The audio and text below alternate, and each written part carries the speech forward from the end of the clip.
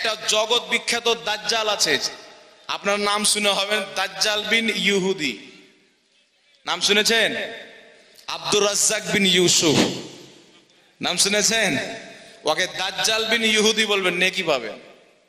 কি পাবেন? আবু জেহেলের নাম কি ছিল জানেন? আবুল হেকাম। কি নাম ছিল? টাইটেল আবুল হেকাম, মানে জ্ঞানীদের পিতা। আমার নবীর দুশ্মনী করার জন্য সব কি বলতে লাগলো? আবু জেহেল।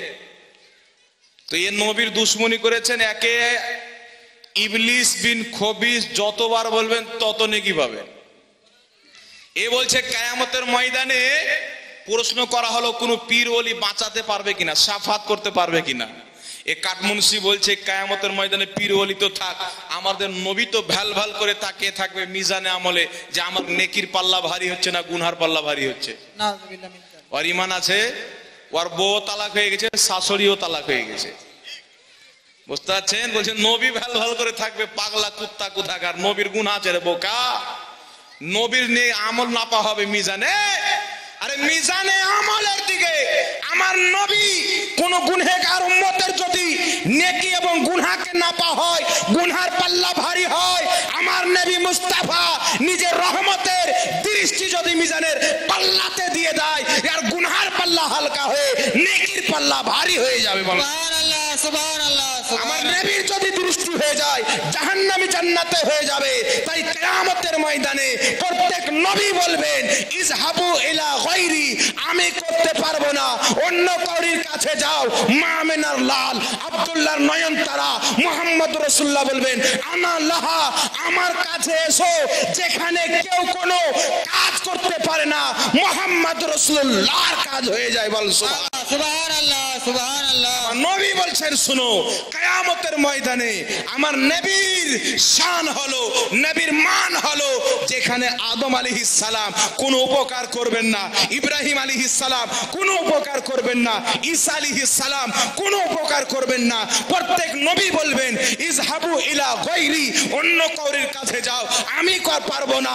সকল মুসলমান নবী মুস্তাফার দিকে যখন ঈসা আলাইহিস সালাম পাঠাবেন, আমার নবী বলবেন না আমি পারবো না, আমার নবী বলবেন আনা লাহা, আমার কাছে এসো, আমার কাছে এসো। তাই তো আমরা বলি, কौन देता है देने को मुँह चाहिए, देने वाला है सच्चा हमारा नबी। পৃথিবীর বাদশার দরবার থেকে মানুষ খালি হাতে ফিরতে পারে, শাহিনশার দরবার থেকে মানুষ খালি হাতে ফিরতে পারে, কিন্তু মহান রব্বুল আলামিন জমিনে নিজের একটি দরবার বানিয়েছেন, যেই দরবারটির নাম হলো মুহাম্মদ রাসূলুল্লাহ দরবার। এই দরবার থেকে কেউ খালি যায়নি, কিয়ামত পর্যন্ত যাবে না। তাই বরেলির তাজদার বলছেন, ওয়া খোদা, খোদা কা यही है दर, नहीं और कोई मफर मकर, जो वहां से हो यही आके हो, जो यहाँ नहीं वो वहां नहीं। সুবহানাল্লাহ, সুবহানাল্লাহ, সুবহানাল্লাহ। আলা হযরত বলছেন, ওয়া খোদা, খোদা কা यही है दर। আলা হযরত বলছেন আল্লাহর এটাই দরবার, যেটা মুস্তাফার দরবার। জোরে বলুন সুবহানাল্লাহ। नहीं और कोई मफर मकर, কৌরির চুলবুলি চলবে না। जो वहां से हो यही आके हो, যেটা আল্লাহর দরবারে হবে নবীর দরবারে এসেই হবে। ঠিক না বেঠিক? নামাজ ফরজ আল্লাহর দরবারে হয়েছে, এলান মুস্তাফার দরবার থেকে হয়েছে। জোরে বলুন সুবহানাল্লাহ। রোজা ফরজ আল্লাহর দরবার থেকে হয়েছে, প্রচার মুস্তাফার দরবার থেকে হয়েছে। নামাজ আল্লাহ ফরজ করেছেন, নামাজ কিভাবে পড়বেন মুস্তাফার দরবার থেকে পাওয়া গেছে। রোজা আল্লাহ ফরজ করেছেন, রোজা কিভাবে রাখবেন মুস্তাফার দরবার থেকে পাওয়া গেছে। কুরআন আল্লাহ দিয়েছেন, পেয়েছি মুস্তাফার দরবার থেকে। তাই আমার নবী বলছেন, ইন্নাল্লাহা ইউতি ওয়া ইন্নামা আনা কাসিম, বুখারী শরীফের হাদিস। নবী পাক বলছেন, আল্লাহ দেনে ওয়ালা, আমি মুস্তাফা বাটনে ওয়ালা। দুনিয়া তো আমি দিয়েছি, কিয়ামতের ময়দানে আল্লাহর দরবার থেকে জান্নাত নিয়ে আমি আমার গুনাহগার উম্মতকে দান করব। বল সুবহানাল্লাহ, সুবহানাল্লাহ, সুবহানাল্লাহ, সুবহানাল্লাহ। আজকে যে কাঠমুন্সি বলে নবী কোনো উপকারে আসবে না, কিয়ামতে নবী পাক নিজেই টেনশনে থাকবেন, নিজেই মুসিবতে থাকবেন, তিনার নিজের পাল্লার দিকে ভাল ভাল করে তাকিয়ে থাকবেন, নেকির পাল্লা ভারী হচ্ছে না গুনহার পাল্লা ভারী হচ্ছে। কিন্তু কিয়ামতের ময়দানে ওই মৌলবি ও পাঞ্জাবি গুটিয়ে আমার নবীর দরবারে যাবে, ওই নবী ও পাঞ্জাবি উঠিয়ে দরবারে যাবে। কিন্তু যখন নবীর দরবারে যাবে, মুস্তাফা বলবে, শোন, দুনিয়াতে আমার কাছে চাওয়া, দুনিয়াতে আমার ওসিলা নেওয়াকে শিরিক বলতেছিলি, নাজায়েজ বলতেছিলি, হারাম বলতেছিলি, আমার দরবার থেকে দফা হো যা। আমার দরবারে আজকে তারাই পাবে যারা দুনিয়াতে আমার দরবারকে ওসিলা বানিয়ে আল্লাহর দরবারে চেয়েছেন। বল সুবহানাল্লাহ। তাই আজকে ওনার কাছে ওসিলা নিতে হবে, আজকে ওনাকে স্মরণ করতে হবে, ওনার মাধ্যমে আল্লাহর রাজা হাসিল করতে হবে, আল্লাহর খুশি হাসিল করতে হবে। তাই ইমাম আহলে সুন্নাত বলেন, ইমাম আহলে সুন্নাত বলেন, আজ লে উনকি পনাহ, আজ মদদ মাंग उनसे, आज ले उनकी पनाह, आज मदद मांग उनसे, कल ना मानेंगे कयामत को अगर मान गया। সুবহান আল্লাহ, সুবহান আল্লাহ, সুবহান আল্লাহ। বলছেন আজকে ওনার পানা নাও, আজকে ওনার দামানে এসো। কালকে যদি মানো যে নবী আমার উপকার করেন, কালকে মানাতে কোনো কাজ হবে না। আমার নবী তোমাকে ধাক্কা দিয়ে তাড়িয়ে দিবে। বলেন সুবহান। ফেরেশতা শান্তি দিবে না। তাই নবী পাক সাল্লাল্লাহু আলাইহি ওয়াসাল্লাম কাদের উপকার করবেন না? ওয়াহাবি বলছে কোনো উপকার করতে পারে না। কথাটা ভুল বলছে না ঠিক বলছে? ঠিক বলছে, হ্যাঁ ঠিক বলছে। কেন? ওয়াহাবিদের নবী কিছু করবেন না, ওদের শাফাত করবেন না, ওদের উপকার করবেন না, সুন্নিদের উপকার করবে। জোরে বলেন সুবহানাল্লাহ।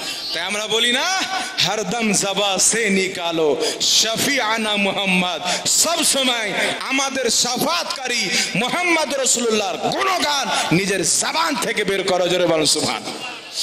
এবার চলে আসেন বিরাদর ইসলাম, এই রাসূলকে যারা চিনতে পারেনি তাদের দুনিয়াতে বেঁচে থেকে কোনো লাভ নাই।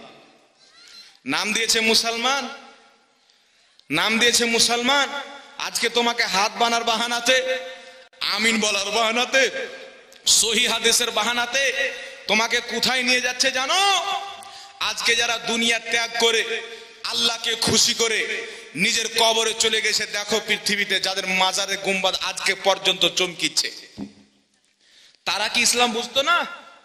তাদের বসা ইসলামকে, প্রচার করা ইসলামকে আজকের মুনশিরা নষ্ট করছে, আজকে যুবকদের ইমানকে ধ্বংস করছে, আজকে যুবকদেরকে সহি হাদিস পাঠাচ্ছে বুকের উপরে হাত বাঁধতে হবে। কিন্তু আমি আজকে থেকে চ্যালেঞ্জ করতে করতে থকে গেলাম, 1 বছর থেকে একটা কেউ সহি হাদিস দাও বুকের উপরে হাত বানার 1 লাখ টাকা আমার কাছে নিয়ে যাও, ওর বাপ পর্যন্ত আসে না। হ্যাঁ, 2 জন মৌলবি আসলো, আমার ইউটিউবারের সঙ্গে কথা বললো, ওই ওদের ধুলা উড়িয়ে দিল। আবু দাউদ শরীফের হাদিস দেয় নবী বুকের উপরে হাত বেঁধেছেন। তাউস রাহমাতুল্লাহ আলাইহি বর্ণনা করেন, তাউস তো তাবেঈ যখন ডাইরেক্ট নবীর কথা বলবেন, মাঝখানে সাহাবী থাকবেন না, এই ধরনের হাদিসকে বলা হয় মুরসাল।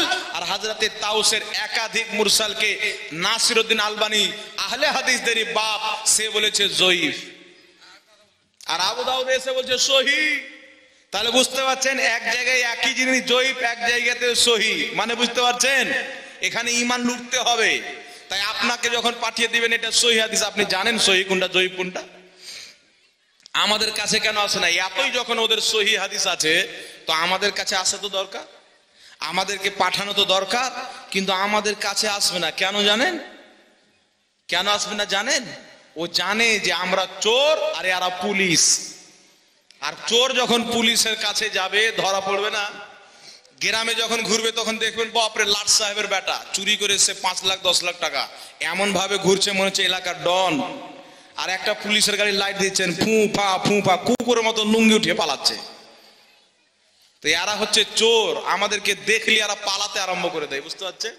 ইমানকে আপনাদের ধ্বংস করছে। খবরদার, বুকের উপরে হাত বাঁধার কোন বাপের বেটা একটা সহি হাদিস দেখাইতে পারলে 1 লাখ টাকা তাকে পুরস্কার দেওয়া, কেউ দেখাতে পারবে না।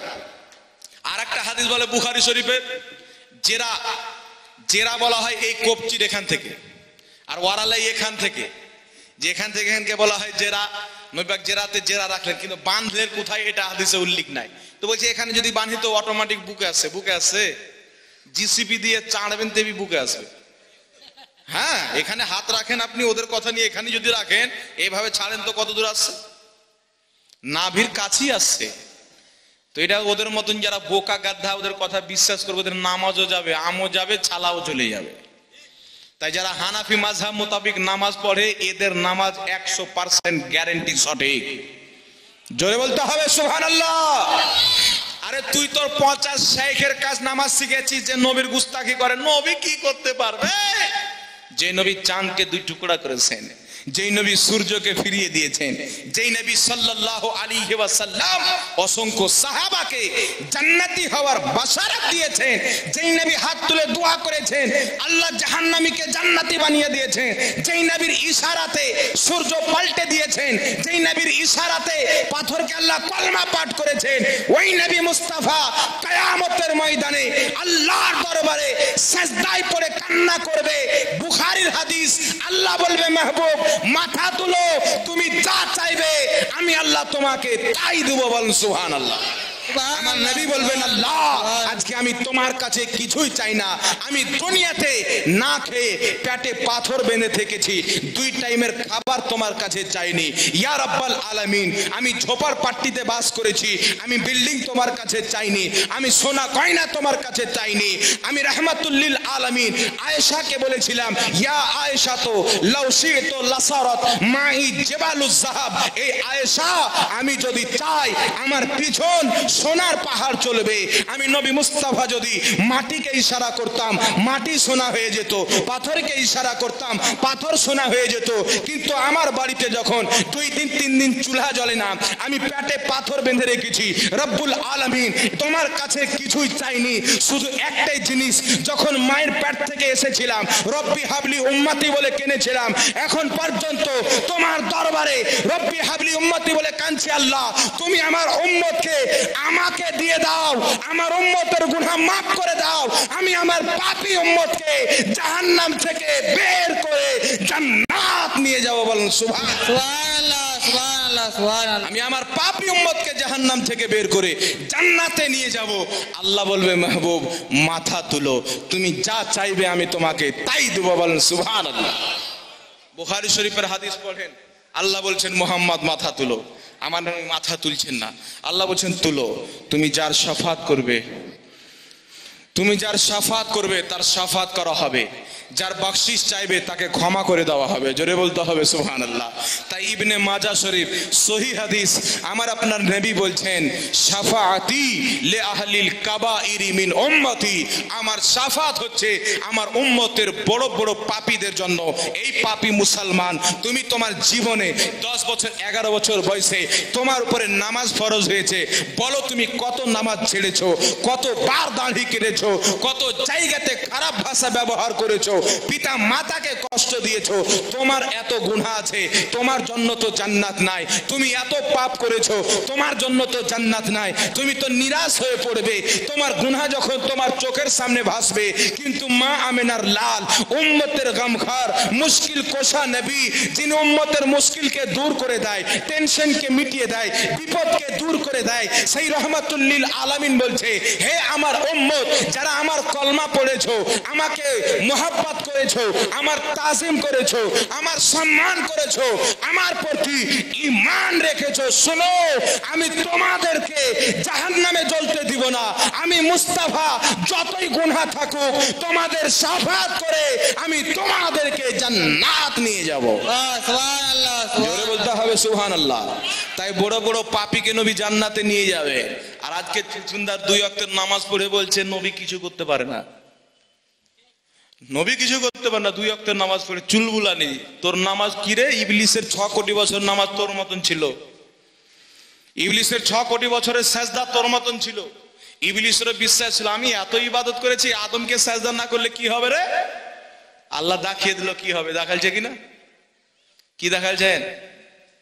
নূহ আলাইহিস সালামের কাস্তি যখন জুতি নামক পাহাড়ে লাগলো, এসে বলছেন হুজুর আল্লাহকে বলেন না আমাকে ক্ষমা করে দিবে। নূহ আলাইহিস সালাম আল্লাহকে বললেন আল্লাহ ইবলিসকে ক্ষমা করার কি কোনো রাস্তা নাই? আল্লাহ বলছেন ওকে বলো আদমের কবরকে সেজদা করবে। সুবহানাল্লাহ। ইবলিস বলছে জীবিত অবস্থায় করেনি, মরার পর মাথা খারাপ। তো আল্লাহ পাক কি করলেন? জান্নাতে ছিল, বের করে ফেলে দিলেন। আবিদ, জাহিদ, মুত্তাকি, তাকওয়া, পরহেজগার, কত রকম নাম ছিল। আর এখন যা বলতে পারেন, শয়তান, ইবলিস, কুত্তা, বিল্লি, চুহা, সুয়ার, যা বলতে পারেন। এমন নিকৃষ্ট আল্লাহ করে দিলেন, একজন হিন্দু ভাইকে গিয়ে শয়তান বলে, রাখবে কি রাখবে না? এটা একটা গালি বানিয়ে দিয়েছেন। আল্লাহর এমন অভিশপ্ত, তার উপরে লানাত। মানব জাতির আল্লাহ তাকে দুশমন ঘোষণা করেছেন।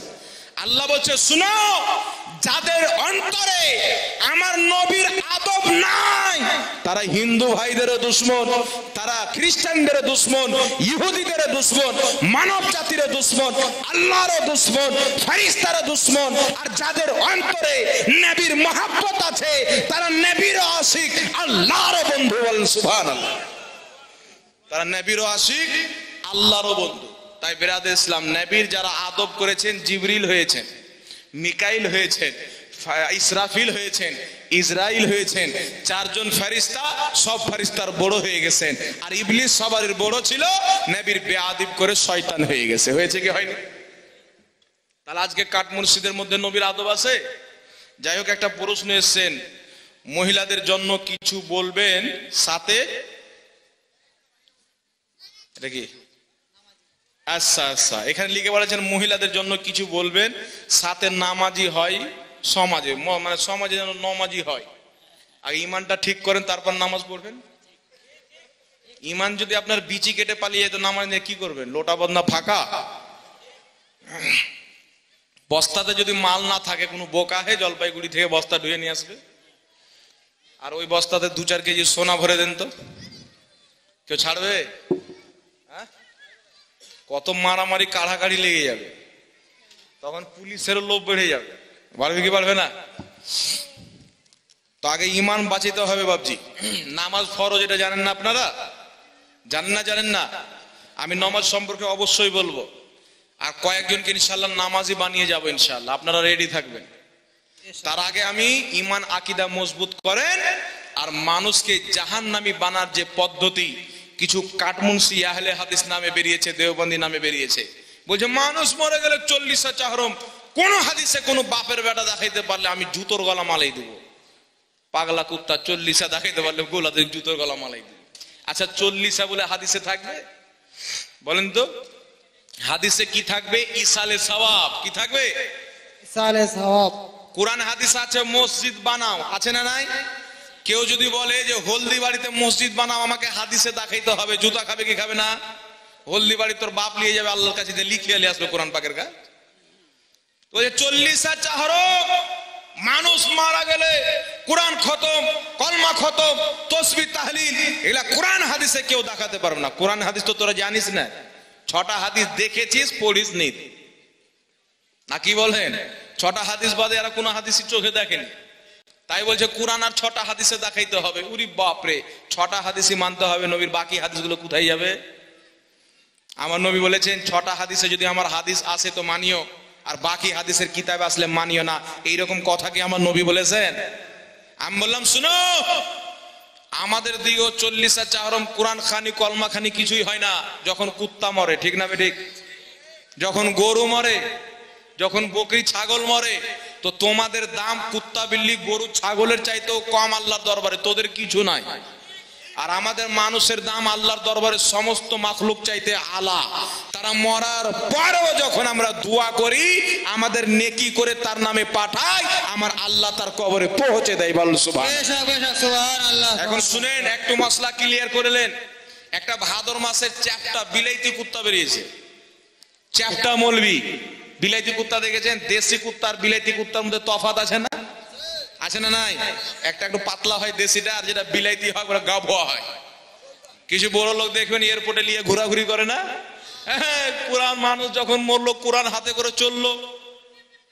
আর আহলে হাদিসরা বলছে যে কোরআন আল্লাহ বুঝতে দিয়েছে, পড়তে দিয়েছে, কোনোদিন কোরআন পড়ে না, মানুষ মরলো কোরআন লিয়ে হাজির।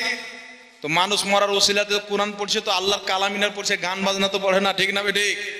ভালোই কাজ তো করছে না, কি বলেন? আর তোমাদের তো কেউ মরে না, তো তোমরা টোটালি পড়ো না। কিন্তু শুনেন বিরাদের ইসলাম, এরা হচ্ছে শরীয়তের গও বুঝে না, সিন তো বুঝে না, গও বুঝে না। এরা হচ্ছে কাউয়াখোর ব্যক্তি, কওমে লুত। কওমে লুত কাকে বলে জানেন? আপনাদের হুজুরের কাছে স্যার ডেফিনেশনটা জেনে নেবেন, আমি বলবো না। কওমে লুত কাকে বলে? এরা হচ্ছে চরিত্রহীন ব্যক্তি। কওমে লুতের ব্যক্তিদের উপর আল্লাহর আযাব এসেছিল কেন? তারা পুরুষ হয়ে পুরুষের সঙ্গে জেনা করতো। নাউজুবিল্লাহ বলেন। আমার কাছে 7-8টা পেপার আছে, দেখবেন, সব দেওবন্দি মাদ্রাসা। ছাত্রর সঙ্গে বালাৎকার করে জান থেকে মেরে দিয়েছে। নাউজুবিল্লাহ বলেন। এদের এত চরিত্রহীন। আমার কাছে ভিডিও আছে, পেপার আছে। এই সামনে আপনার কি গেল? হিন্দু ভাইদের কালী পূজা না কি গেল? কালী পূজা হিন্দু ভাইদের। ও কালী পূজাতে গিয়ে দেওবন্দের সবচাইতে বড় মুফতি গিয়ে পূজা করছে।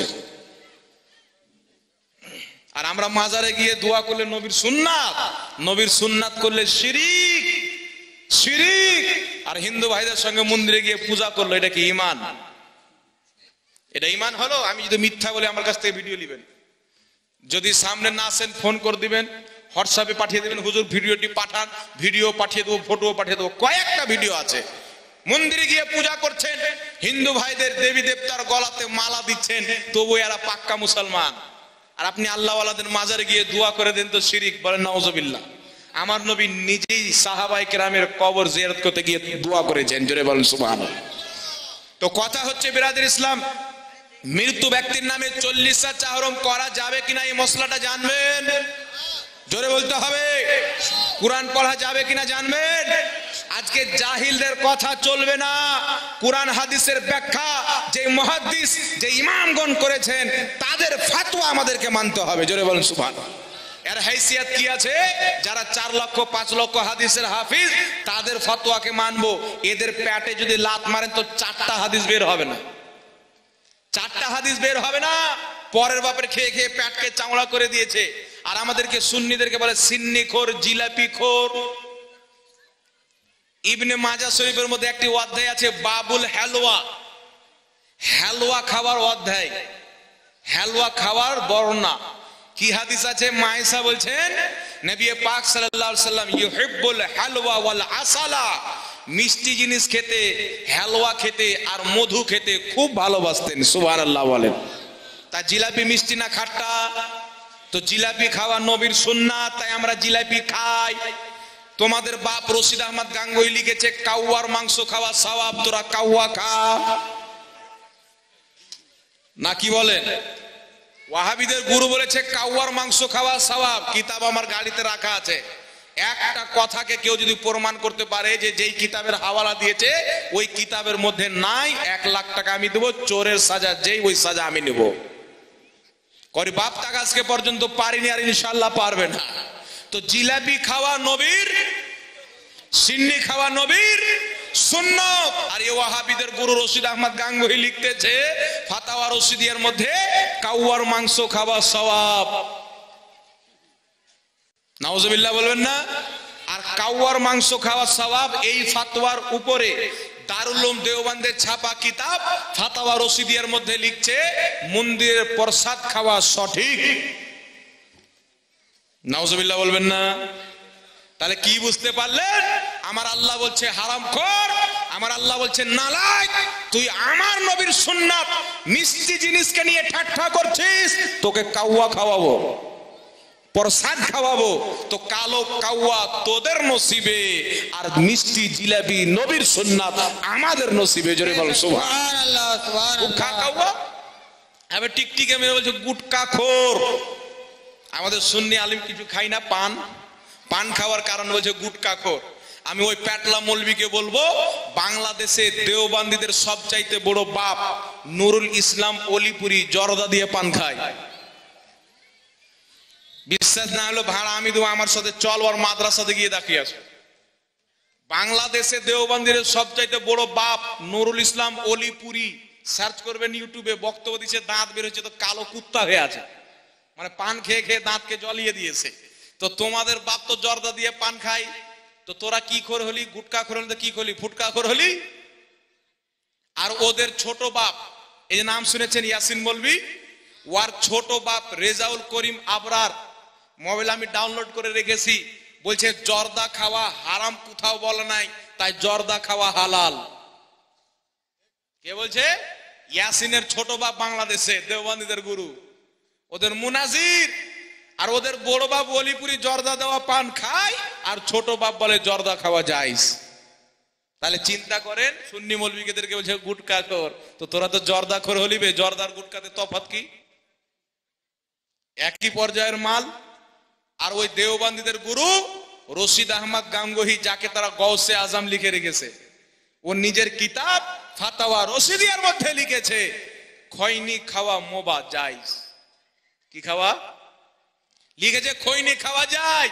তো খৈনির যা মশলা, জর্দারও তা মশলা, গুটকারও তা মশলা, পানেরও তা মশলা।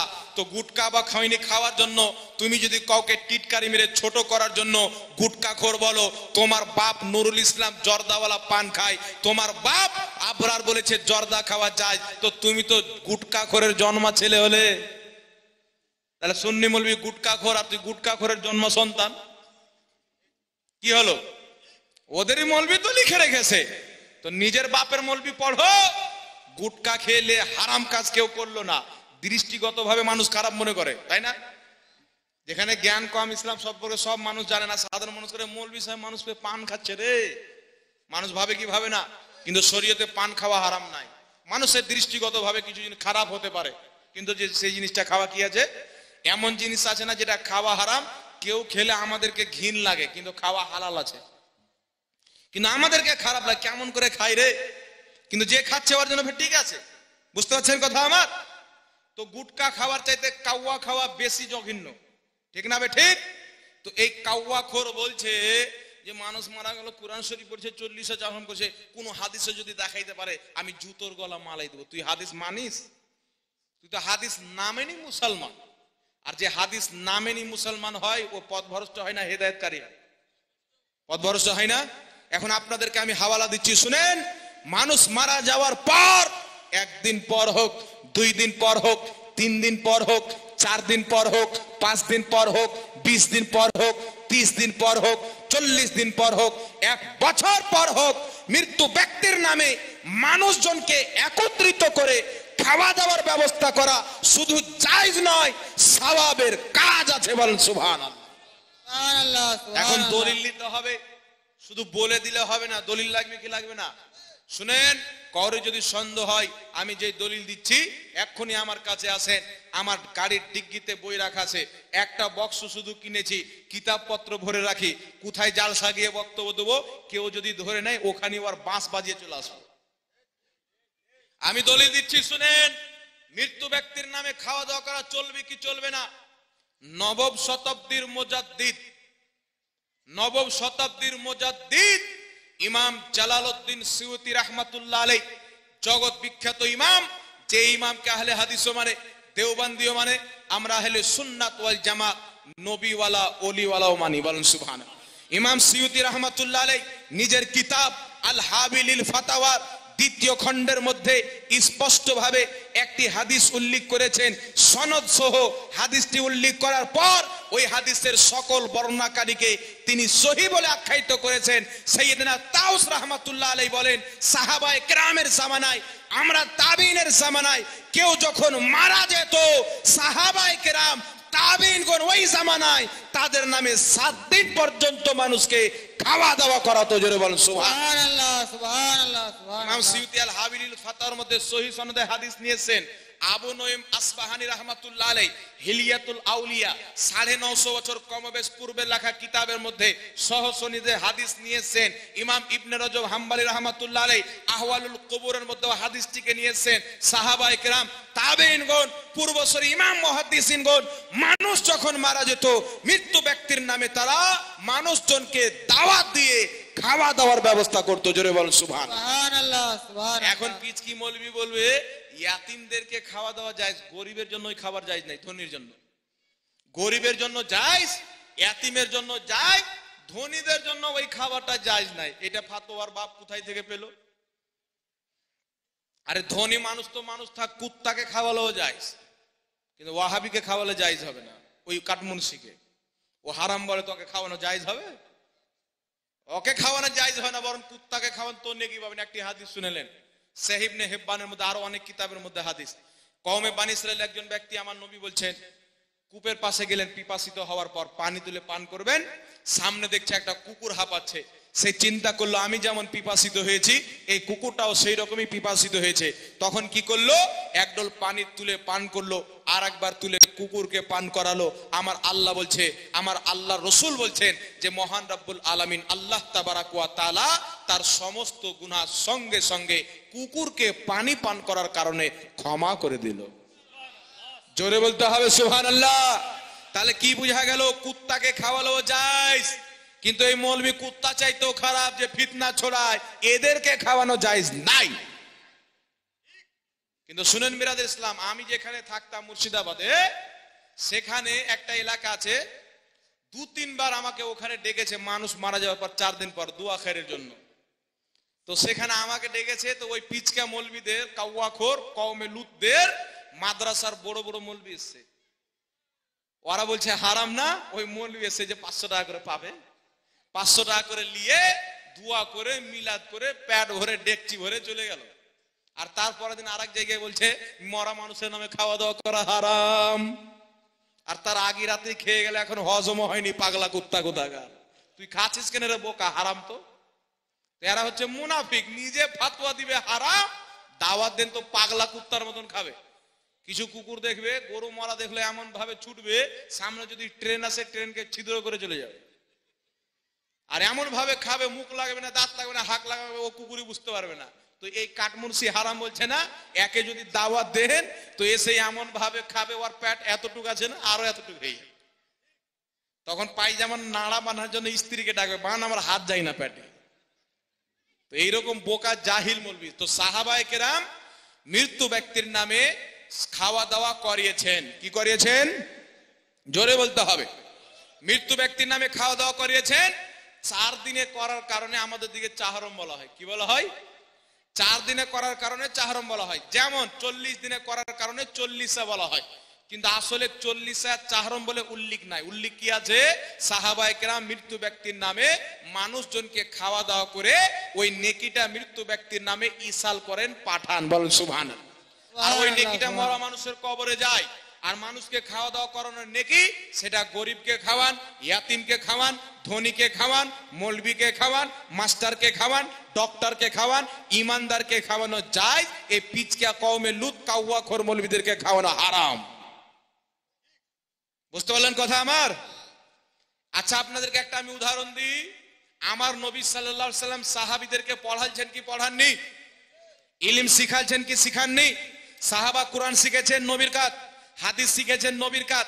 আচ্ছারা বলেন তো, নবীর মাদ্রাসার নাম কি ছিল? কতলা বিল্ডিং ছিল? কটা ঘর ছিল?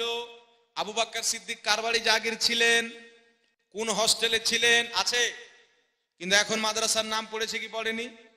কিন্তু জিনিসটা তো এক, কোরআন হাদিস শিক্ষা দেওয়া হয় যেটা আমার নবী দিতেন। ওই জামানায় নির্ধারিত কোনো নাম ছিল না, এখন নাম পড়েছে কি পড়েনি? তো নাম পড়ার কারণে যদি নাজায়েজ হয়, ওই প্যাটলা মৌলবীর মাদ্রাসা নাজায়েজ।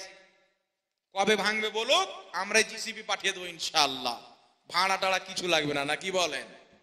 তো 40 চাহরর নাম পড়ার কারণে যদি জিনিসটা হারাম হয়ে যায়, তোর বাপের মাদ্রাসা হারাম, তো চাচার মাদ্রাসা হারাম, তো যত ওয়াহাবি মাদ্রাসা আছে বিশ্বতে সব মাদ্রাসা হারাম। প্রত্যেক মাদ্রাসাতে ইয়োগীকে নিয়ে এসে বুলডোজার চালিয়ে ভেঙে দেওয়া দরকার আছে, ওদের ফতোয়া অনুযায়ী। বুঝতে পারছেন কথা আমার? তো নাম পড়ে যাওয়ার জন্য কোনো জিনিস খারাপ হয় না। আমার নবীর জামানে জালসা হতো না? হতো না? সাহাবায়ে কেরাম বসে থাকতেন, আমার নবী বয়ান দিতেন। হাদিস আছে না নাই? একাধিক হাদিস আছে। কিন্তু এখন সিরাতুন নবী কনফারেন্স, জাসনে দাস্তারবন্দি, জালসার নাম পড়েছে কি পড়েনি? তো যদি নাম পড়ে গেলে 40 বললে জিনিসটা হারাম হয়ে যায়, সাহাবার করা কাজ। চাহরম বললে সাহাবার করা কাজ যদি হারাম হয়ে যায়, ওই পাগলা কুত্তা কাঠমুন্সি কাওয়াখোর কওমে লুত যেইগুলো জালসা করে, সব জালসার কোনো না কোনো নাম আছে, এর সব জালসাই হারাম ওর ফতোয়া অনুযায়ী। বুঝছেন তো আমার কথা? বুঝতে পারছেন? আমার নবী জালসা করেছেন, কোনো নাম ছিল না। ছিল কি? এখন জালসার নাম হয় না, অমুক মাদ্রাসার উন্নতি কল্পে ইসলামিক ধর্মসভা, বিরাট ধর্মীয় জালসা, আজিমুসাম জালসা, অমুক কনফারেন্স, ধুমুক কনফারেন্স, আহলে হাদিস কনফারেন্স, দেওবান্দ কনফারেন্স, হয় কি হয় না? এইগুলো নামে আমার নবী জালসা করেছেন, সাহাবা জালসা করেছেন। তা তাহলে পাগলা কুকুর মৌলবি তুই করছিস কেন? বলবে নবীর জামানের নাম পড়েনি, আমরা নাম দিয়েছি তাই কাজটা নবীরই। তো 40 চাহরব নবীর জামানের নাম পড়েনি, আমরা নাম দিয়েছি তাই কাজটা হচ্ছে সাহাবার কাজ। সুবহানাল্লাহ, বলতে হবে সুবহানাল্লাহ। সুবহানাল্লাহ। বুঝতে পারছেন আমার কথা? অসুবিধা হয় না তো? তো যারা বলে মৃত্যু ব্যক্তি মানুষ মারা গেলে তার নামে খাওয়া দাওয়া করা হারাম, ওই মৌলবীর ঈমানও হারাম ওর জন্মও হারাম। যেই কিতাবে আছে মৃত্যু ব্যক্তির নামে খাওয়া দাওয়া করা হারাম, ওই মৌলবী যেই কিতাবে পেয়েছে ওই কিতাবের মধ্যে আছে ওয়াহাবি কাট মুর্শিদের আসলে হারাম আছে। ওটা দেখিয়ে দেখ, আমি ওটা দেখিয়ে দেবো। ও কিয়ামত পর্যন্ত দেখাতে পারবে না, আমার দেখার দরকারই পড়বে না। বুঝতে পারছেন কথা আমার? এইবার কথা হচ্ছে বাবজি, মৃত্যু ব্যক্তির নামে কোরআন তেলাওয়াত করলে সেই তেলাওয়াতের সওয়াব মৃত্যু ব্যক্তির কবরে যাবে কি যাবে না জানা দরকার আছে না নাই? আর একটু জোরে বলতে হবে। সর্বপ্রথম আপনাদেরকে একটি হাদিস শোনাই, যে হাদিসটি মুআজামুল কাবীর লিত-তাবরানির মধ্যে ইমাম তাবরানি লিখেছেন, মাজমাউ জাওয়াইদের মধ্যে ইমাম হাইসামি লিখেছেন। ইমাম হাইসামি রাহমাতুল্লাহ আলাইহি হাদিসটি উল্লেখ করে হাদিসটিকে সহিহ বলেছেন। হাদিসটি কি? হযরতে লাজলাজ রাহমাতুল্লাহ আলাইহি বিখ্যাত বিখ্যাত আলিম, বিখ্যাত ইমাম, তিনি বলেন যে আমার পিতা, ওনার পিতা হচ্ছেন সাহাবীকে, উনি বলেন আমার পিতা নিজের ইন্তিকালের টাইমে আমাকে ডেকে নসিহত করলেন, বেটা লজলজ, আমি যখন ইন্তিকাল করব, আমাকে তুমি যখন দাফন দিবে তো আমাকে বিসমিল্লাহে ওয়ালা মিল্লাতে রাসূলিল্লাহ বলে আমাকে কবরে রাখিও, আর আমাকে মাটি দেওয়ার পর আমার কবরের এক পাশে সূরা বাকারার প্রথম অংশ আর এক পাশে শেষ অংশ পাঠ করিও। আমি নবীর কাছে এই কথাটি শুনেছি, জোরে বল সুবহানাল্লাহ। সুবহানাল্লাহ। মানে আমার নবী কবরের পাশে কোরআন তেলাওয়াত করতে বলেছেন, সহিহ হাদিস থেকে প্রমাণিত, জোরে বলতে হবে সুবহানাল্লাহ। আরেকটি হাদিস শুনালেন বুখারী তিরমিজি শরীফের মধ্যে হাদিস। কোন কিতাব? তিরমিজি শরীফ, নাম মনে থাকবে। হাদিসটি হচ্ছে আমার আপনার নবী সাল্লাল্লাহু আলাইহি সাল্লাম, একটু ধ্যান দিয়ে শুনবেন আব্বা জানেরা, আমার আপনার নবী একদিন একটা রাস্তা দিয়ে বের হলেন, চলতে চলতে দুটি কবরের পাশে দাঁড়ালেন। আল্লাহর নবী বলছেন আমার সাহাবী, এই দুটি কবরে আযাব হচ্ছে। কি হচ্ছে? কথা বলতে হবে, কি হচ্ছে? এই কাঠমুন্সি বলছেন নবী গায়েব জানে না, তো কবরের মধ্যে আযাব হচ্ছে, এটা ওই মৌলবীর বাপ গিয়ে বলেছিল নবী পাককে? কথা বলতে হবে, কে গিয়ে বলেছিল?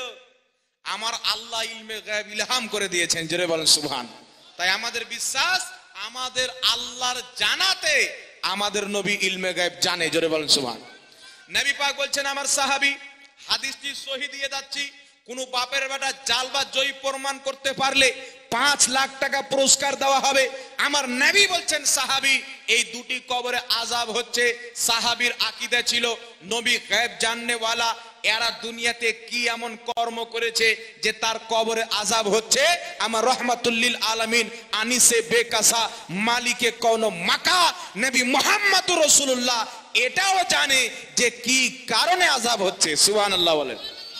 সাহাবী বলছেন ইয়া রাসূলুল্লাহ, ইয়া হাবিবাল্লাহ, এই দুটি কবরে আযাব হচ্ছে, কিন্তু কি কারণে আযাব হচ্ছে এটাও বলেন। সুবহানাল্লাহ বলবেন না? তো আমার আপনার নবী বলছেন একজন পেশাবের ছিটা থেকে বাঁচতো না, আর একজন চুগলি করত। কি করত? আর একজন চুগলি করতো, একজন পেশাবের ছিটা থেকে বাঁচতো না, তার কারণে এদের কবরে আযাব হচ্ছে। সাহাবায়ে কেরামকে নবী পাক বললেন যাও একটি খেজুরের ডানা নিয়ে এসো। খেজুরের ডানা নিয়ে আসা হলো, 2 ভাগে বিভক্ত করে আল্লাহর নবী 2টি কবরে দিলেন। দেওয়ার পরে বললেন এই ডানা যতদিন পর্যন্ত কাঁচা থাকবে ততদিন পর্যন্ত তাদের কবরে এই ডানার তাসবিহ পাঠ করার সওয়াব যেতেই থাকবে, তাদের আযাবে কমই থাকবে। সুবহানাল্লাহ, সুবহানাল্লাহ। আমার নবী পাক কি বললেন? এই ডানা যতদিন কাঁচা থাকবে এদের কবরের আযাবে কমই থাকবে। কিন্তু কেন যতদিন কাঁচা থাকবে ততদিনই কেন কমই থাকবে? তো কুরআন পাকে আল্লাহ বলছেন সাব্বাহা লিল্লাহি মা ফিস সামাওয়াতি ওয়াল আরদ। আল্লাহ পাক বলছেন জমিন আকাশে যা কিছু আছে আমি আল্লাহর তাসবিহ বয়ান করে। এই গাছের ডানা যতদিন পর্যন্ত কাঁচা থাকবে আল্লাহর তাসবিহ পাঠ করবে, আর তার তাসবিহ পাঠ করার সওয়াব তাদের কবরে যাবে। আর ওই কবরবাসী এই গাছের পাতার তাসবিহ পাঠ করার সওয়াব পাবে, আর তাদের সওয়াব পাওয়ার কারণে আল্লাহ তাদের আযাবে কমতি করে দিবে। সুবহানাল্লাহ, সুবহানাল্লাহ। জোরে বলতে হবে সুবহানাল্লাহ। আল্লাহ সেহায়ে সিতা সহি হাদিস আছে সহি বেটা তিরমিজি বুখারীর হাদিস দিচ্ছি তোমাকে। নবী পাক কি বললেন? যতদিন পর্যন্ত এই কাঁচা থাকবে ততদিন তার আযাবে কমি থাকবে। এই হাদিসের ব্যাখ্যায় ইমাম বদরুদ্দিন আইনি রাহমাতুল্লাহ আলাইহি, জিনার মাজার শরীফ মিশরের মাটিতে রয়েছেন। এখন কিছু পাগলা জানোয়ার বেরিয়েছে, এখন কিছু জাহিল বেরিয়েছে, বলে ভারত বাংলাদেশ পাকিস্তান ছাড়া কোথাও পীর পাওয়া যায় না, কোথাও মাজার পাওয়া যায় না। এই শুনেন, আজকে থেকে 100 বছর পূর্বে 1922 সালের পূর্বে জান্নাতুল বাকির প্রত্যেকটা কবরে গুম্বাদ তৈরি করা ছিল। বলেন সুবহানাল্লাহ। ইতিহাস পড়েন, খেলাফতে উসমানিয়ার যুগে জান্নাতুল বাকির প্রত্যেকটা কবরে গুম্বাদ তৈরি করা ছিল। ইরাকে যান, মাজার আছে না নাই? গসবাগের মাজার কোথায়? ইমামে আজম আবু হানিফার মাজার কোথায়? ইরাকের মাটিতে। ইরানে চলে যান, মাজার পাবেন। আপনি জর্ডানে চলে যান, লিবিয়াতে চলে যান, শাম দেশে চলে যান, বাংলাদেশ পাকিস্তান চলে যান, আপনি দুনিয়া যে কোনো দেশে চলে যান, সব দেশই মাজার আছে। সুবহানাল্লাহ। প্রথম মাজার কোথায় তৈরি হয়েছিল জানেন? নবী পাকের দেশে, মক্কা মদিনাতে। আর এখন মানুষকে বোকা বানাতে তো হবে, বলছে মাজার পীরি মুরিদি কোরআন হাদিসে নাই। বাহারে বেটা, কতটুকু কোরআন বুঝিস? ইমামে আজম আবু হানিফার চাইতে বেশি কোরআন বুঝনেওয়ালা কেউ আছে? গস পাকের চাইতে বেশি কোরআন বুঝনেওয়ালা আছে? খ্বাজা মঈনুদ্দিন চিশতির চাইতে বেশি কোরআন বুঝনেওয়ালা আছে? ইমামে আজম আবু হানিফা পীরের মুরিদ, আব্দুল কাদের জিলানী গৌসে আজম পীরের মুরিদ, খ্বাজা মঈনুদ্দিন চিশতি পীরের মুরিদ, দাতা আলী হুজুরি রাহমাতুল্লাহ আলাইহি পীরের মুরিদ, নিজামউদ্দিন আউলিয়া পীরের মুরিদ। আরে যত আল্লাহওয়ালা দুনিয়াতে আছে সবাই নিজেও পীর, পীরের মুরিদ। জোরে বলেন সুবহানাল্লাহ। কি বুঝা গেল? যারা পীরি মুরিদ ইসলামকে বিশ্বাস করে তারা গরিব নামাজের ইসলামকে বিশ্বাস করে, আর বাগদাদের গৌসে পাকের ইসলামকে মানে, ইমামে আজম আবু হানিফার ইসলামকে মানে। আর আমি তো এতটুকু হাদিসের কিতাবে, তারিখের কিতাবে পড়েছি, ইমামে হুসাইন রাদিয়াল্লাহু তাআলা আনহুকে কুফাবাসী শত শত চিঠি দিয়েছিলেন, হুজুর আপনি হাসেন, আপনার হাতে আমরা বাইত হব, মুরিদ হব। সুবহানাল্লাহ বলেন। তাহলে কি বুঝা গেল? ইমামে হুসাইন নিজেই মুরিদ করতেন। সুবহানাল্লাহ।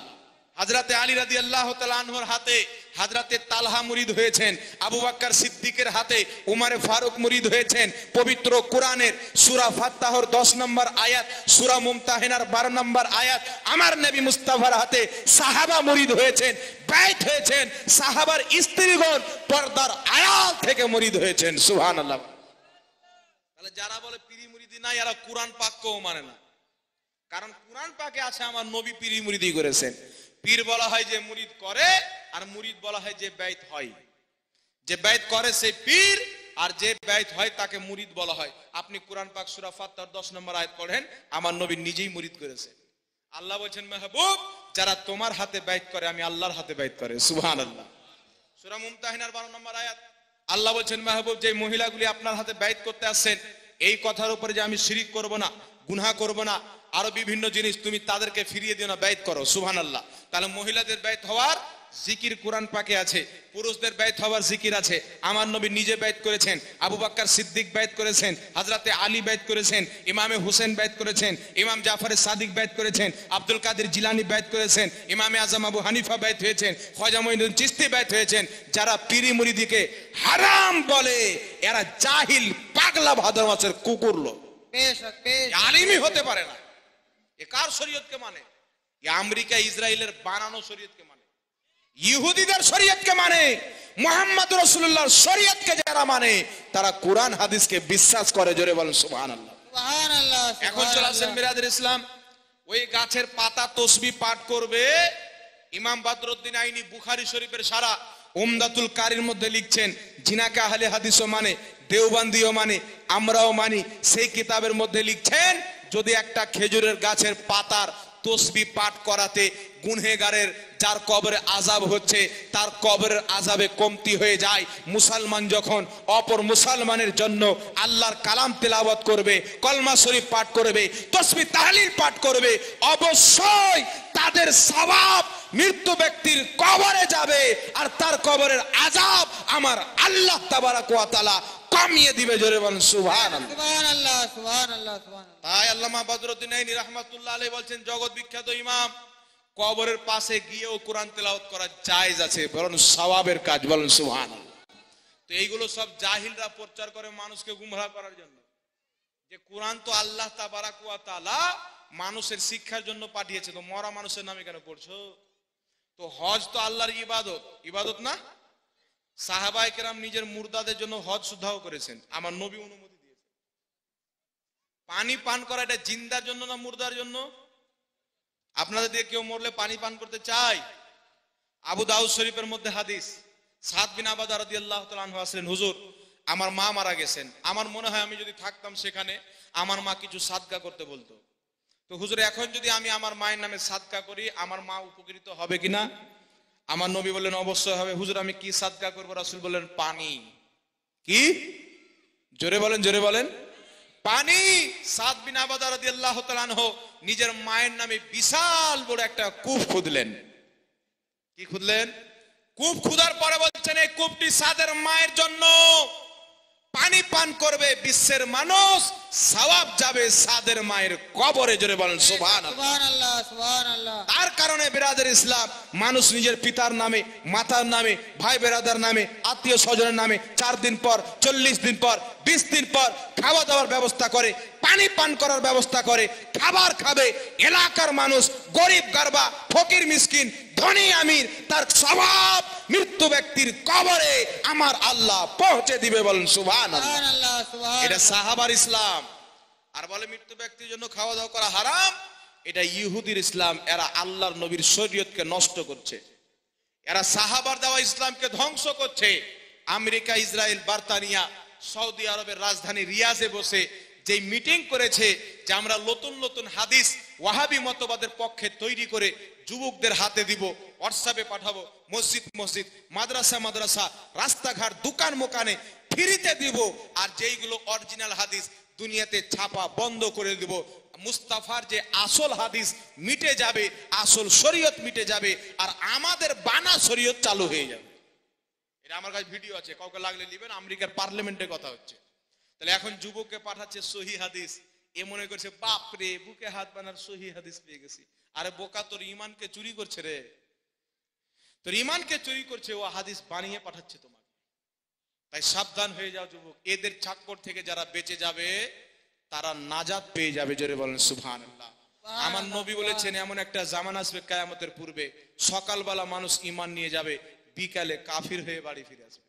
এখন কিছু যুবক গেছে ব্যাঙ্গালোর কাজে, ওয়াহাবিদের এলাকাতে পড়ে গেছে, 2 দিন 4 দিন নামাজ পড়ে দেখছে ব্যাঙ্গালোরে ওয়াহাবি রে, বাড়ি এসে এখানে হাত বাঁধছে। পাগলা কুকুর কোথাকার, ঈমান বিক্রি করে চলে আসলো। তো আমার নবীর হাদিস সহি প্রমাণ হচ্ছে কি হয় না? আমার নবী বলছেন মুসাল্লিতে পুরা মসজিদ ফুল, একটা ইমানদার থাকবে না। কিয়ামতের পূর্বে মুসাল্লিতে পুরো মসজিদ ফুল থাকবে, ইমানদার একটাও থাকবে না। এখন কে ভাই প্রশ্ন দিয়েছেন, ভালো কথা, নামাজের জন্য বলতে হবে, কিন্তু সবচেয়ে বড় দায়িত্ব ইমাম সাহেবের। নামাজের জন্য ইমাম সাহেব বলবেন, পালাস গ্রামে বের হবেন, ভাই নামাজ পড়তে চলো না, দুনিয়াতে কি আছে মানুষকে বুঝাবেন। আমি এখানে এসে ঈমান আকীদার কথা বলে দিই, মূল্যবান কথাগুলো সব আপনাকে বলবে না। একটি কিতাবের হাওয়ালা দিচ্ছি শুনেন।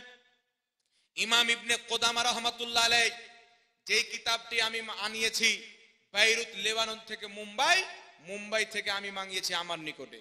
কিতাবটি আমার গাড়িতে, ওই কিতাব 7-8 খণ্ডে বিভক্ত, তার একটি খণ্ড, দ্বিতীয় খণ্ড আমার গাড়িতে ব্যাগের মধ্যে, সুটকেসের মধ্যে রাখা আছে। যে কিতাবটিতে লেখা আছে যে প্রত্যেক মুসলমানের ইজমা আছে। ইজমা মানে জানেন? ইমাম ইবনে কুদামা বলছেন ইজমা আল মুসলিমুন, প্রত্যেক মুসলমানের ঐক্যমত, ইজমা আছে, কেউ বিরোধ করেনি, কেউ এর থেকে বিপক্ষে ফতোয়া দেয়নি, সবাই পক্ষে, সবাই ঐক্যমত পোষণ করেছে। যুগ যুগ থেকে মুসলমান মানুষ যখন মারা যায়, যারা কোরআন তিলাওয়াত করতে জানে তাদেরকে ডেকে পিতা মাতা আত্মীয় স্বজন গ্রামবাসীর নামে কোরআন তেলাওয়াত করায়, আর তার সওয়াব মৃত্যু ব্যক্তির নামে ইসাল করে, আর তার সওয়াব মৃত্যু ব্যক্তির কবরে যায়। এই বিষয়ে প্রত্যেক মুসলমানের ঐক্য মত আছে। জোরে বলেন সুবহানাল্লাহ। সুবহানাল্লাহ, আর সুবহানাল্লাহ। এরা কারা যারা এর বিপক্ষে ফতোয়া দেয়? ইমাম ইবনে কুদামা শত শত বছর পূর্বে কিতাবে দিয়ে গেছেন প্রত্যেক মুসলমানের ঐক্যমত। তাহলে বুঝা কি গেল? আজকে থেকে 400 বছর পূর্বে, 500 বছর পূর্বে, 600 বছর পূর্বে, 700-800 বছর পূর্বে কোন মুসলমানের বিমত ছিল না। সব মুসলমান বাপ মারা গেছে, মা মারা গেছে, তার ইসালে সওয়াবের জন্য কোরআন তেলাওয়াত করেছে, তসবিহ তাহলিল করেছে, জিক্র আজকার করেছে, মানুষকে খাওয়া দাওয়ার ব্যবস্থা করেছে, মুর্দা ব্যক্তি তার কবরে সওয়াব পেয়ে উপকৃত হয়েছে। এরা কারা? যারা মুসলমানকে লড়াচ্ছে, মুসলমানদের ইমানকে ধ্বংস করছে। এদেরকে চিনতে হবে। আমার নবী বলেছেন কিয়ামতের পূর্বে দাজ্জাল বের হবে, কাযযাব বের হবে, যারা এমন এমন কথা বলবে, এমন এমন ফতোয়া দিবে, এমন এমন হাদিস বলবে, না তোমরা শুনেছো, না তোমাদের বাপ দাদা শুনেছে, না তোমাদের ছেলেপিলে শুনবে। তাই তাদের থেকে যারা ইমানকে বাঁচাইতে পারবে, দুনিয়াতেও কামিয়াব, আখিরাতেও কামিয়াব হবে। তাই ইমামে আহলে সুন্নাত বলতেছেন, সোনা জঙ্গল রাত अंधेरी छाई बदली काली है, सोने वालों जागते रहियो, चोरों की रखवाली है। নারায়ে তাকবীর, নারায়ে তাকবীর, নারায়ে রিসালাত, মাসলাকে আলা হযরত, মাসলাকে আলা হযরত, দরবারে ইকরাম, উলামায়ে আহলে সুন্নাত, নারায়ে তাকবীর। তাই বিরাদর ইসলাম, যে কাঠমুন্সি বলছে না মানুষ মারা গেলে কোরআন শরীফ পড়া যাবে না, 40 আচার হারাম করা যাবে না, একটাও তাদের কাছে দলিল নাই। ডাইরেক্ট বলবে আমার কাছে হারাম, তোর কাছে হারাম মানে শরীয়তটা তোর বাপের। একটা মুন্সি ফাতোয়া দিয়েছে কওমে লুত কাওয়াখোর, চিনে নিয়েছেন আপনারা? কওমে লুত কাওয়াখোর যখন বলবো তো ওকে স্মরণ করে নিয়ে, হ্যাঁ, বলছে আমার নিকটে কায়াম করা হারাম, না জায়েজ। কি বলছে? আমার কাছে হারাম, শরীয়ত তোর বাপের নাকি? যে তোর কাছে হারাম। কোন জিনিসকে হারাম সাব্যস্ত করার জন্য নাসে কাতাই থেকে দলিল লাগে, কাতাই ও সুবুত, জান্নি সুবুত দিয়েও হারাম প্রমাণ হয় না। বুঝতে পারলেন কথা আমার? অকট্ট প্রমাণ লাগবে তবে ওই জিনিসকে হারাম বলা যাবে। আর যে জিনিসকে আল্লাহ আল্লাহ রসুল হারাম বলছে আমার নিকটে হারাম, তুই কে বে পাগলা কুত্তা? শরীয়তটা তোর বাপের না তোর চাচার শরীয়ত আমার কাছে হারাম, তো আমার কাছে তোর জন্ম হারামিতে তুই হারামজাদা হয়ে যাবি না? কি বলেন কথা? আমার কথা কড়া হচ্ছে বাবজি, কিন্তু যেমন কড়া ভাবে বলবে তেমন জবাব পাবে। সুন্নিদেরকে বেটা বুঝিনি যে আমরা কিরকম করে বাঁশ দিতে পারি। বলছে আমরা বাঁশ দিয়ে দেবো, আমরা আছিলা বাঁশ দেবো না, চামড়া টামড়া সব কেটে পালিয়ে যাবে। আমার কাছে কায়াম করা হারাম, শরীয়ত তোমার বাপের নাকি? তোমার কাছে কায়াম করা হারাম, আমার কাছে তোমার জন্ম হারামিতে আছে, তাহলে কি হবে? তো না তোর কাছে না আমার কাছে ইসলামের দলিল চলবে, ঠিক না বেঠে? বলছে দলিল দেখাও মুস্তাহাব। তো শোন, জগৎ বিখ্যাত মুহাদ্দিস, যাকে আহলে হাদিস ও মুহাদ্দিস মানে, দেওবন্দি ও মুহাদ্দিস মানে, আব্দুল হক মুহাদ্দিস দেহলভী আল বুখারী রাহমাতুল্লাহ আলাইহি, যিনি লক্ষ হাদিসের হাফিজ ছিলেন, তিনি নিজের কিতাব আখবারুল আখিয়ারের মধ্যে স্পষ্ট লিখেছেন, দাঁড়িয়ে ইয়া নবী সালাম আলাইকা পাঠ করা সওয়াবের কাজ আছে। জোরে বলেন সুবহানাল্লাহ, সুবহানাল্লাহ, সুবহানাল্লাহ, তোমার সুবহানাল্লাহ। মতন পাগলা কুত্তার কেন মানবো? আমরা মুহাদ্দিসিনের কথা মানবো, ঠিক না বেটে? ইসলাম মুহাদ্দিসিন নিয়েছেন, কোরআনের ব্যাখ্যা মুহাদ্দিস করেছেন, হাদিসের ব্যাখ্যা মুহাদ্দিস করেছেন শেখ মুহাক্কিক রাহমাতুল্লাহ আলাইহি, জগৎ বিখ্যাত মুহাদ্দিস। ভারত উপমহাদেশের মাটিতে যখন বাংলাদেশ, পাকিস্তান, শ্রীলঙ্কা, আফগানিস্তান, আপনার মিয়ানমার, এগুলো সব দেশ একটাই ভারত, অখণ্ড ভারত ছিল। এই ভারতের মাটিতে সর্বপ্রথম যিনি হাদিসের জ্ঞান নিয়েছেন, তিনার নাম হচ্ছে আব্দুল হক মুহাদ্দিস দেহলভী। জোরে বলেন সুবহানাল্লাহ। সুবহানাল্লাহ, এখন সুবহানাল্লাহ। বলবে কোন মৌলবীর কথা দলিল হবে না। বেটা তোর মতন পাগলা মৌলবী ছিল না, লক্ষ হাদিসের হাফিজ ছিল। আর তোমরাও ওনাকে হক্কানি আলিম মুহাদ্দিস মানো, আমরাও হক্কানি আলিম মুহাদ্দিস মানি। আর আল্লাহ কুরআন পাকে বলেছেন উলিল আমরে মিনকুম, ইয়ানি উলামা ওয়াল ফুকাহা, হক্কানি আলিমদের হুকুম মানো, ফকিদের হুকুম মানো। যেটা জানো না, যারা জানে তাদেরকে জিজ্ঞাসা করো। যাকে তোমরাও মানো, তোমাদের বাপ দাদা যাকে মেনেছে, আমরাও যাকে মুহাদ্দিস মানি, আহলে হাদিসও যাকে মুহাদ্দিস মানে, জগৎ বিখ্যাত মুহাদ্দিস, তিনার দরবারে ফতোয়া পাঠাও। তিনি চিৎকার করে বলতেছেন কায়াম করা সওয়াবের কাজ আছে। জোরে বলেন সুবহানাল্লাহ, সুবহানাল্লাহ, সুবহানাল্লাহ। জগৎ বিখ্যাত মুহাদ্দিস ইমাম ইবনে হাজার আসকালানী রাহমাতুল্লাহ আলাইহি নিজের কিতাব ফাতহুল বারির মধ্যে ইমাম বাইহাকির ফতোয়া নিয়েছেন। ইমাম বাইহাকি বলেন সম্মান অর্থে কায়াম করা এটা মুস্তাহাব। জোরে বলেন সুবহানাল্লাহ। সওয়াবের কাজ। আর তুমি যদি এইগুলো কিতাব পড়তে না পারো, কারণ বুখারী শরীফের সারা ফাতুহুল বারী তুমি তোমার বাপও পড়তে পারবে না, এটা আমরা বিশ্বাস জানি, আমরা গ্যারান্টি। তোমার ক্ষমতা নাই। বলছে কোরআন হাদিস আরবিতে না বাংলাতে? বলেন। ওর শ্রোতাকে বলছে কোরআন হাদিস বাংলাতে না আরবিতে? বলছে বাবু আরবিতে। তো বলছে আরবিতে বাহাস হবে। আমাদের একটা স্টুডেন্ট এখন আল জামিয়াতুল আশরাফিয়া মুবারকপুরে পড়াশোনা করে, ও ফোন করে যখন আরবিতে কথা বলতে লেগেছে, ওর পাতলা পায়খানা ছুড়ে যে ফোন কেটে পালিয়ে গেছে। এবার ওর ভক্তকে ফোন দিয়েছে যে ফোন লাগাও, তোকে কথা বলো।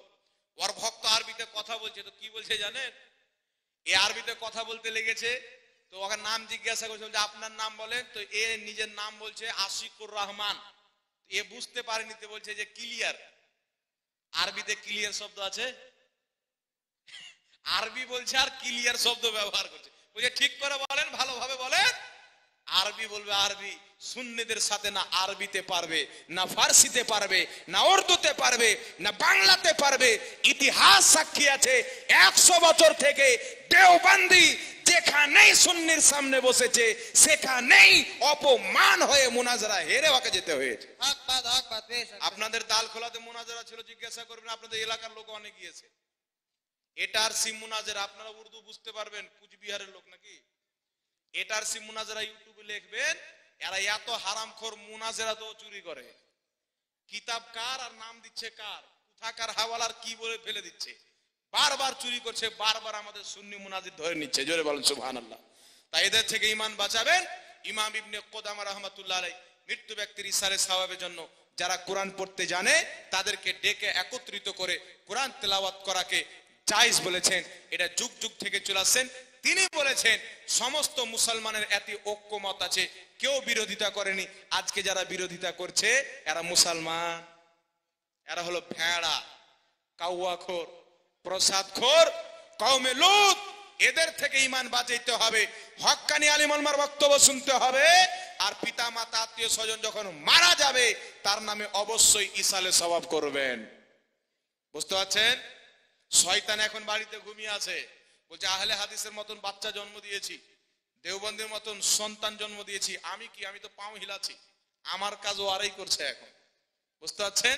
এরা জিন্দাতে মানুষকে বেঈমান করে, মরার পরও ছাড়ে না। তো মানুষ যদি মারা যায়, পিতা মাতা আত্মীয় স্বজন যদি মানুষ থাকে, তার নামে কোরআন তিলাওয়াত করাবেন, কলমা খানি করাবেন, খাওয়া দাওয়ার ব্যবস্থা করাবেন। কুত্তা বিল্লি ভেড়া ছাগল যদি মারা যায় তো করাবেন না। বুঝতে পারছেন কথা আমার? যাই হোক বিরাদ ইসলাম, এখানে একটি প্রশ্ন করেছে একটা ছেলে, প্রশ্নটার উত্তরটা দিয়ে দিই। এখানে লিখেছেন বাংলাদেশের বক্তা আমাদের, এটা কি বলকে এসে বলেছেন যারা মাহফিলে বসে তারা জান্নাতি হয়ে গেল, আর যারা বাইরে ঘুরছে, বাইরে আছে তারা বেঈমান। হ্যাঁ, বাংলাদেশের মৌলবীর মধ্যে 100%-এ 99%ই হচ্ছে বেঈমান। এই যত ফিতনা আসছে না সব বাংলাদেশ থেকে আসছে। আর বাংলাদেশের চেঁচাচ্ছে আমাদের সামনে বাপের বেটা থাকলে বসো। আমি দেওবন্দীদেরকে চ্যালেঞ্জ করছি, তোমাদের আকাবিরের কুফরি আকীদা যদি বাপের বেটা থাকো আমাদের সাথে বাহাস করো, ভারতের মাটিতে তোমাদেরকে কিয়ামত পর্যন্ত চ্যালেঞ্জ দেওয়া থাকলো। বলেন সুবহানাল্লাহ। যে মুন্সি বাংলাদেশে বলেছে না, ওর নসিব ভালো যে ও ভারতে নাই, নাহলে ওর বাড়ি কত সুন্নি মৌলবি হাজির হয়ে যেত। ওর ক্ষমতা নাই ভারতে বসার, জানে ভারতের সুন্নি মুসলমান কে। এই ভারতের সুন্নি মুসলমান আরবে গিয়ে মুনাজারা জিতেছে। জোরে বলেন সুবহানাল্লাহ।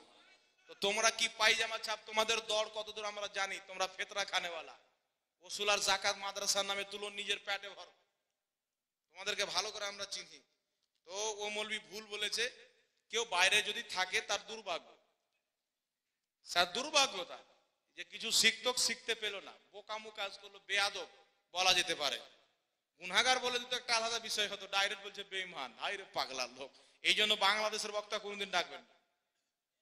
বুঝতে পারছেন আমার কথা?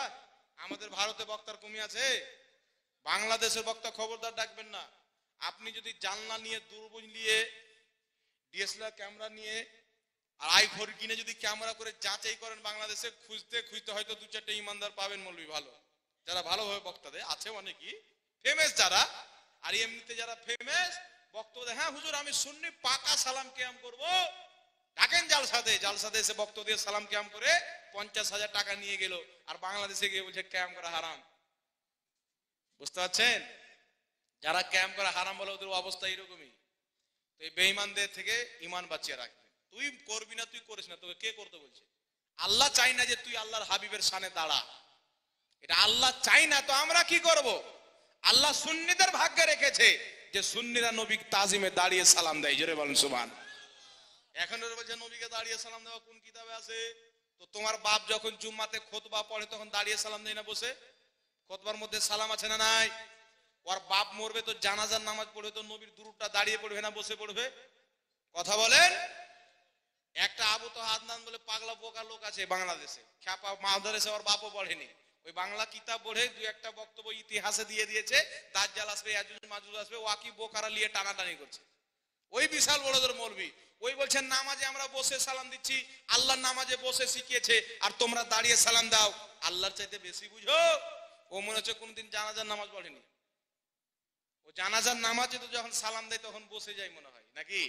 বোকা কোথাকার। তো দাঁড়িয়ে সালাম দেওয়া যদি নাজেজ হারাম হতো তোর বাপের জানাজাতে দাঁড়িয়ে সালাম থাকতো না, ঠিক না বেঠিক? কথা বলেন। তাই বসে সালাম দেওয়া যায়, দাঁড়িয়ে সালাম দেওয়া যায়। আর মাহফিলে, মিলাদ মাহফিলে যে কোনো জায়গাতে নবী পাককে একত্রিত ভাবে দাঁড়িয়ে কিয়াম করা, সালাম করা, এটা মুস্তাহাব কাজ, সওয়াবের কাজ। জোরে বলেন সুবহানাল্লাহ। কেউ যদি না করে আমার কোনো আপত্তি নাই, কিন্তু কেউ যদি হারাম নাজেজ বলে ওর আছিলা বাঁশ দিব। বুঝতে পারছেন কথা? হারাম নাজায়েজ বলার জন্য কাতই সুবুত লাগবে। আমার কাছে হারাম বললে হবে না, নচেত আমার কাছে ওয়াহাবি মৌলবীর কি অবস্থা বয়ান যদি করি তো আরো টাইম লাগবে, তাই করব না। এখন বলেন তো ভাইয়া, আমরা মুসলমান না? একটু জোরে করে বলতে হবে। মুসলমান কি মুসলমান না? নামাজ কাদের উপরে ফরজ? হিন্দু ভাইদের উপরে না মুসলমানের উপরে? আমাদের ব্যবহার আমাদের নবীর মতন না বর্তমানের নায়ক নায়িকার মতো, হিরোদের মতন না আমাদের ব্যবহার? একটা যুবককে দেখছি আপনাদের এতি জালসাতে এসেছিলাম এদিকে, কি বলে উত্তর দিনাজপুরে কিষানগঞ্জ। তো বাসে আমার পাশে এসে বসলো, তো এই সাইডে চুল ছিলে নিয়েছে আর মিডিলে একটা ছিলে নিয়েছে, আর দুই সাইডে মনে হচ্ছে দুটা জুতো রাখা আছে এইভাবে, চাপ্পাল। আমি মনে মনে করলাম এই চাপ্পাল ডিজাইন কবে উঠলো? তাহলে ও কাকে অনুসরণ করেছে? কোন পাগলা বোকাকে দেখেছে ইউটিউবে, ওর মতন করে ছেড়ে দিয়েছে। কিছু যুবক ফের আছে এইভাবে দিল কেটে তেরছা করে, আর দুটা দাগ ফেলে দিল, বলছে কি কাটে কাটলে? বলছে গজনি কাটিং। হ্যাঁ, কোন হিরো ছিঁড়ে প্যান্ট পরলো? তো আমাদের যুবকরা ছিঁড়েই প্যান্ট পরছে। এগুলো তো সব দুনিয়ার কুকুর, যারা দুনিয়াকে নিয়ে লাফালাফি করে। কিন্তু জান্নাতের মালিক নবী মুস্তাফা সাল্লাল্লাহু আলাইহি সাল্লামকে আল্লাহ বানিয়েছেন। ওই নবী মুস্তাফার চরিত্রর চাইতে কার চরিত্র ভালো আছে? জোরে বলেন। আমার আল্লাহর কোরআন ডাক দিয়ে বলে আমার নবীর চরিত্র হলো, আদর্শ হলো সব চাইতে লাজবাব। সুন্দর চরিত্রের অধিকারী মুহাম্মদ রাসূলুল্লাহ সাল্লাল্লাহু আলাইহি ওয়াসাল্লাম। এই মুহাম্মদ রাসূলুল্লাহর চরিত্র মেনে আবু বকর সিদ্দিক আকবর হয়েছেন, সাহাবার সর্দার হয়েছেন, উমর ফারুক দ্বিতীয় খলিফা হয়েছেন। এই নবীর চরিত্রতে চলে যারা গৌসে আজম, ইমামে আজম, যে যা হয়েছে মুহাম্মদ রাসূলুল্লাহর চরিত্রকে নিজের চরিত্র ব্যবহার বানার পর হয়েছে। বলেন সুবহানাল্লাহ। এখন আমরা কার চরিত্রকে ফলো করছি? চুল রাখবো মুস্তাফার মতন, দাড়ি রাখবো মুস্তাফার মতন, ড্রেস হবে মুস্তাফার মতো, উঠা বসা মুস্তাফার মতো, চলাফেরা মুস্তাফার মতো।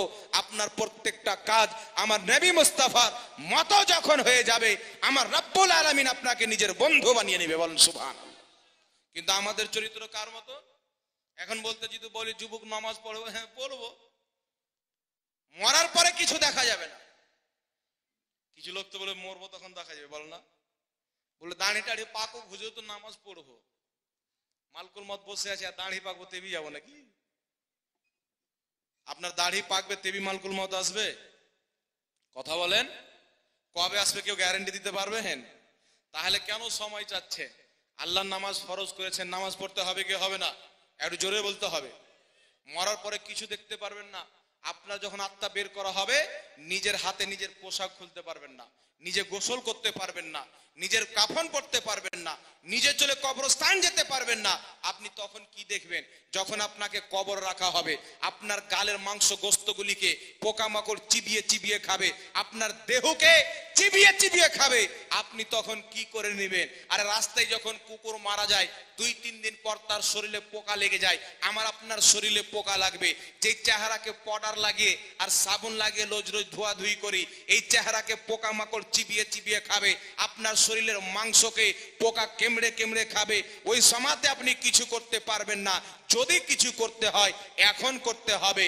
এখন যদি আল্লাহর ফরমানকে মানে চলতে পারেন, নবীর আদেশকে মেনে চলতে পারেন, আপনার কবরে যখন আপনাকে রাখা হবে, যখন ফেরেশতা দেখবে আশিকে রাসূল আছে, মুস্তাফার গোলাম আছে, তাই কবি বলছেন জমি मैली नहीं होती zaman मैला नहीं होता मोहम्मद के गुलामों का कफन मैला नहीं होता। জোরে বলেন সুবহানাল্লাহ।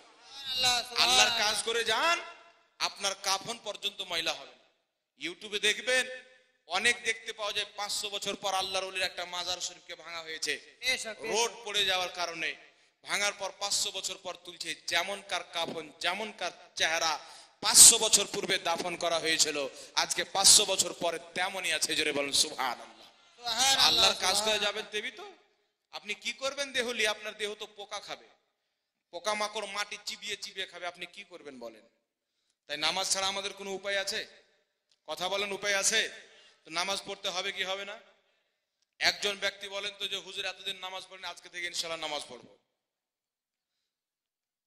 এইদিকে আসেন, এইদিকে আসেন। লজ্জা করিয়ে না বাবজি, আল্লাহর ওয়াস্তে আসেন। আপনার কবরে লজ্জা যাবে না। যারা বলবে আল্লাহকে লজ্জার কারণে নামাজ পড়েনি, তাদের ভয়ানক আযাব হবে। আল্লাহকে বলে ভয় করতে হবে, লজ্জা হটান, সামনে চলে আসেন। এদিকে আসেন, কে কে হাত তুললেন? এদিকে আসেন, এদিকে আসেন। লজ্জা করছেন নাকি? আজকে লজ্জা করে পার পাবেন, আল্লাহ পাক আপনাকে কিন্তু ছাড়বে না। এদিকে আসেন, আসেন, আসেন, মুসাফা করে যান বাবু, মুসাফা করে যান। মাশাআল্লাহ। নাম কি আপনার?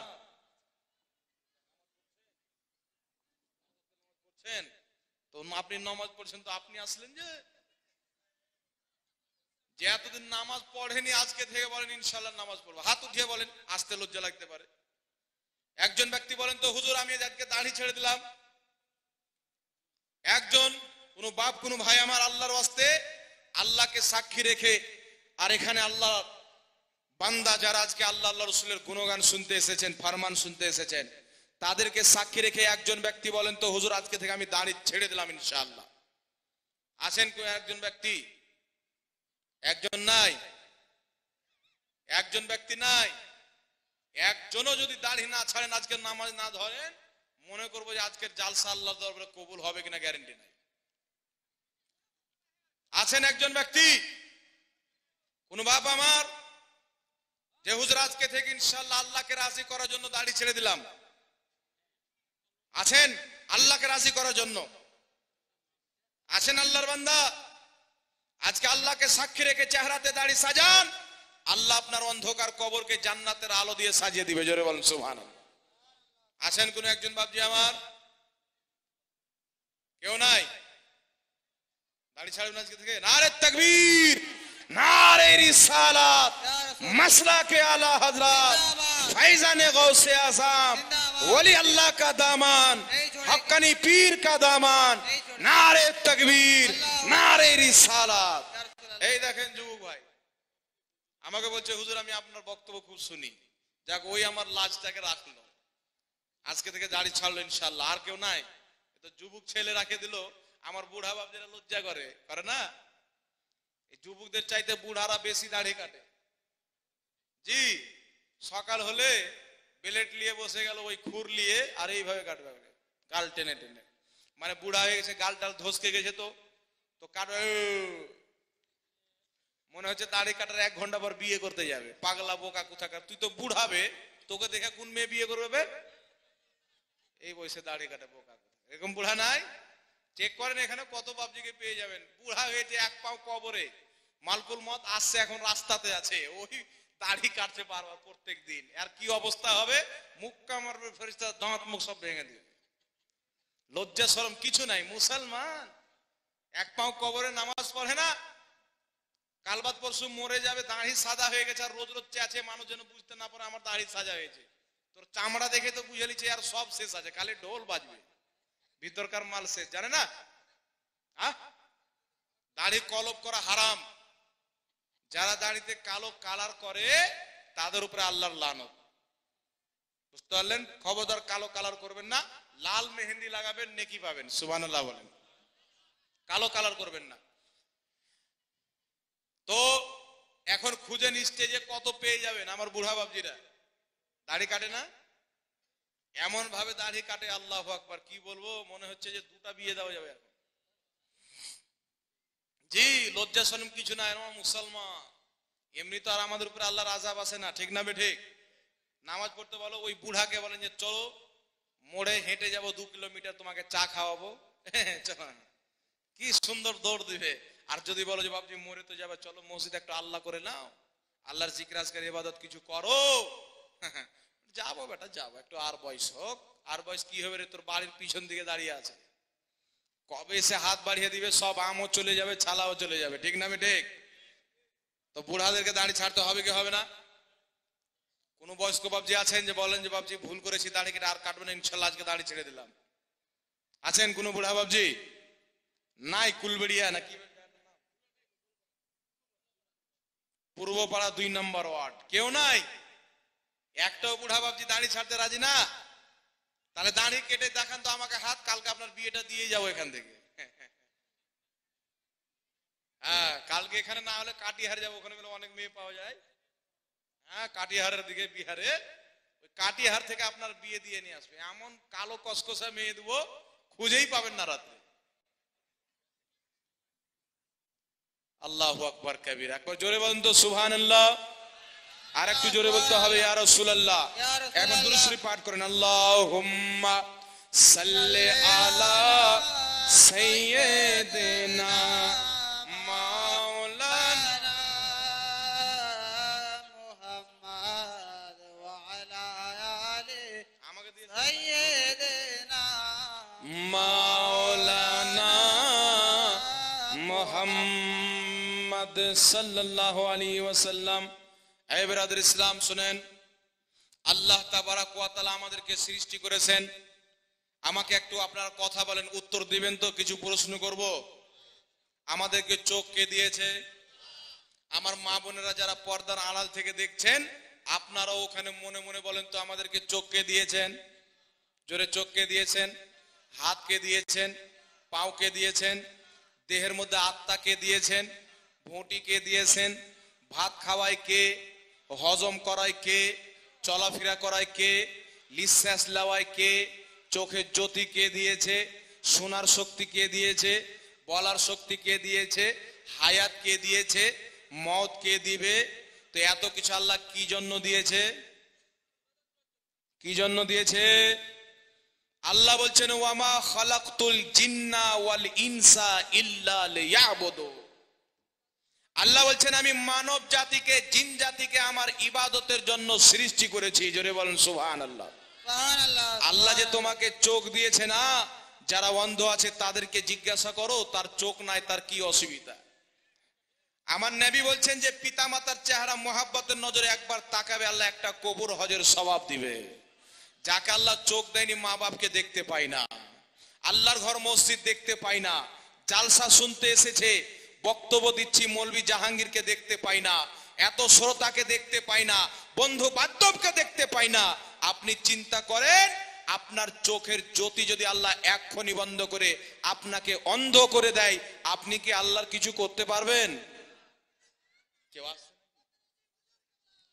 কিছু করতে পারবেন? পারবেন কি?